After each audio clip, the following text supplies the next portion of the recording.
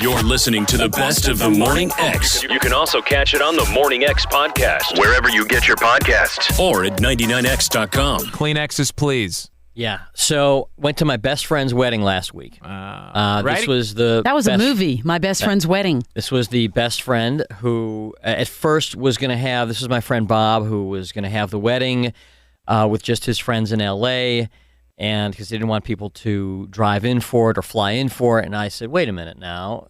Will you tell me I can't come to your wedding just because I live in Atlanta? And he and his fiance got together, and they decided instead of doing that, they were going to elope. You eloped. Yes, we did. Didn't you? Yeah, it was great. Why did you elope? I had all these friends that were asking me not to get married on a certain weekend, like, don't do it this weekend. That's the Auburn-Alabama game. Don't do it this weekend. And I was so stressed out about trying to please everybody else that I realized that, it was just all about my family and me and Lanny. Now, was your family there? Or no, your family wasn't even there? My sister came in. My mother was the one that said, go elope. Just do it. I have really no interest in having a big wedding. And quite frankly, if it were up to me, do you have an interest in having a wedding at all? Sure, okay. But not. You do want to get married. Yeah, but I don't really have an interest in having a big wedding. Unfortunately, because I am controlled by so many other people, I probably will. That's just the bottom line. I will have no say in it because it really, when you get it's down not to your it, say; it's the woman's. And really, it's not even that. It's usually her mom. I mean, isn't it really more about her and her mom? No, I think a lot of women dream of having a big wedding. Sure, they do. Yeah. Yeah. Mm-hmm. I think it's kind of 50% the woman and then the other 50% the mom of the woman, because they, it's a big show. It's a dog and pony show. Families right? like to, give their kids nice weddings. Yeah, it's a big show. Anyway, so we went out to L.A. So Bob and his fiance to say, you know what, we're eloping, and they invited her best friend and me. Mm-hmm. His best friend, to go up. It's funny how I went from not being invited to the wedding to being the only one invited to the wedding. Funny how that changed. So we drove up to Santa Barbara. And Santa Barbara, if you've never been there, is just a gorgeous town north of L.A., about 2 Beautiful hours. Town. You drove through Mellow. there. Yeah. Mm-hmm. I stayed there. Where'd you stay? Do you remember? Four Seasons. Oh, the Four Seasons. All right. They have a new place up there called the Bacara, which is like a full 5-star resort. They're all right nice. Yeah. No air conditioning because you don't need it. I mean, it's that nice. It's just gorgeous. And it's a college town, but, it's become it's geared for tourists, too. So we went up there and had a nice dinner on the Friday night, before the wedding. He was going to get married at the Santa Barbara Courthouse, which is this old historic building. Let me get my panel here. Yeah, we have Tammy, Margaret, Ashley, Jody, and Maria. Hi, girls. Hi, girls. Hi. You guys all love a good love story, right? Yes. Okay, you'll cry at the drop of a hat, right? Pretty much. Okay. Yeah. Well, anyway, the wedding was at the Santa Barbara Courthouse, which is this beautiful, historic building up right on the coast. It's one of these deals where you rent out the courtroom on Saturday because obviously they're closed, and they get a justice of the peace, and who, oddly enough, this justice of the peace was the former mayor and was an ordained minister from the Universal Life Church, which is the church that I'm ordained through. So, this person really wasn't any more qualified to marry them than I was, but... And then afterwards, you go up on the bell tower and take pictures, and it's very romantic. And like I said, it was for me, if I got married that way, it would be perfect. Anyway, the night before the wedding, so Friday night, we go out to dinner, and we come back to our rooms, and his wife, Liz, is she's staying with her best friend, and I'm staying with Bob in a separate room. And we get back to the room, and there's a box on the bed, a big box, and it's addressed to Bob. And he opens it up, and there is a big scrapbook inside. Now, understand that they've been dating for 3.5 years, okay?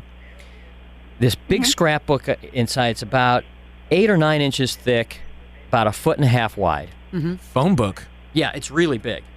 And it's with parchment pages. Gorgeous, gorgeous book. Opens it up, and it is filled with little mementos of their relationship that she had been saving since the day they first went out, starting with, on the first page, they had been fixed up in Palm Springs. A friend of theirs had a like a weekend with a bunch of friends in Palm Springs that had invited both of them out so that they could meet each other. And she had written down the directions to the house in Palm Springs for her girlfriend, to get there. And the first page in the scrapbook is that paper with the handwritten directions to the house in Palm Springs where they would eventually meet. And things like the aluminum wrapper from the first bottle of champagne they had from their first Valentine's Day. Wow. Man, she had the foresight to save all that unbelievable. stuff. Things like the program from the first play they ever went to. Stuff like pamphlets from hotels that they've gone to. She saved every card he ever sent her. Wow. Was in this scrapbook.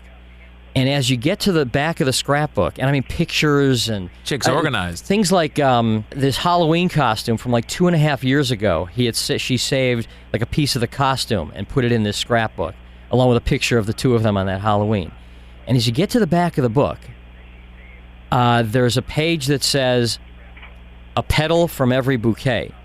And the next 5 pages are little dried flowers. Oh, my. From every bouquet of flowers that he had ever sent her.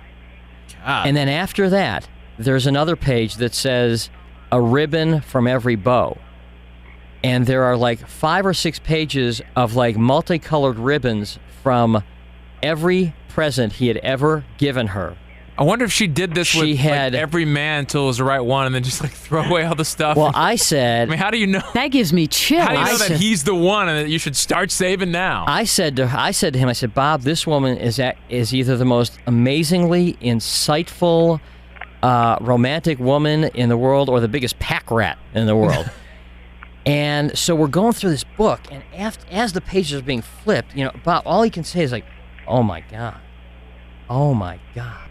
Oh my God." I mean, it's like he couldn't say. And as he's going through this, I'm like starting to cry. I'm starting to choke up. Of course. I'm like getting really choked up here. Jimmy. And I mean, it was like amazing that this woman had saved all this, stuff that at the time was so insignificant, but now in this scrapbook was amazing. And, what am I going to do? Like sit there, I'm getting choked up, but me, I get choked up at the drop of a hat. Now, Bob is more... He's not quite at your end of the scale, Barnes, but he's like he's not a real emotional guy. Right. I mean, he doesn't, he doesn't show emotions too much. So as we're going through this book, and I'm looking at him reading this book, and I can't really see his eyes, but as he gets to the part where the petals from every flower, I can start seeing like this kind of like this vein in his temple is starting to like kind of pop out a little bit, and he gets to the page with all the ribbons, and his glasses are like totally fogged up, and he closes the book. And then, as if on cue, the two of us, 2 40-year-old men in a hotel room, are sitting on the bed and crying hysterically. That's a beautiful story, though. I mean, it really is. The two of us are sitting there. No, that is a beautiful story. Now, ladies, who there is? That is awesome. Who there got choked I've got up? chills. Did you hug? That gave me chills. That is the sweetest story I think I have ever heard. That's amazing. It was amazing. Unbelievable. Did you hug?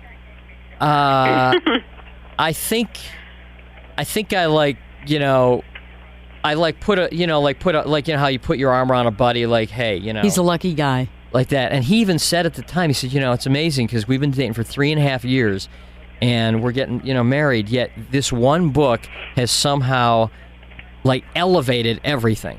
Of course. Like all his feelings about, imagine how you feel the night before your wedding. Well, there's terror. And then there's, but you have this love. That is a beautiful story. And he said that the feeling for her in that one moment, like, went from a 10 to a 20.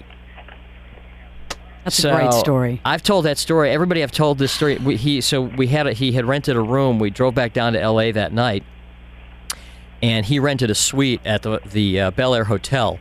By the way, we rented a suite called the Crow's Nest, which is called such because it's where Russell Crowe stays when he goes to the Bel Air Hotel. Finding his little women. And it's like 6 rooms, like 1,600 square feet. And the book was in the bedroom.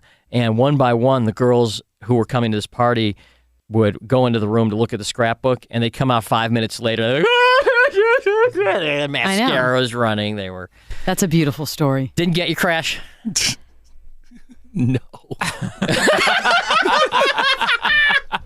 I was waiting for you to say the next 100 pages were filled with a condom from every encounter or something. I mean, even Barnes could appreciate. That's a nice story. That's a little artistry. Appreciate the artistry of it. The way you were going, I thought at the end he was going to flip the last page and it was another guy or something. Yeah. I thought you were leading to some No. It was a real deal. All right. Crash? Psycho. Nothing? Nothing. No, I mean, I think it's great. I save cards that Lady Crash gives me and whatnot, but not a telephone book.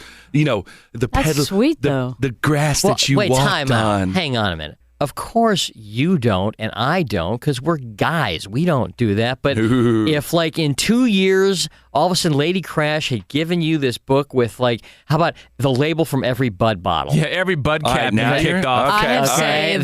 I have saved every card Lanny has ever given me. And when, flowers like notes, I have them all in a box. And when you're not expecting it? You go back through and you look at it. Because he knows you have that stuff. Yeah. I mean, when you're not expecting it, if all of a sudden he presented you with his book from like the last 10 years of relationship with... Yeah, I'd be blown away. I mean, man, we were just sitting there crying. The best of the Morning X. 99X.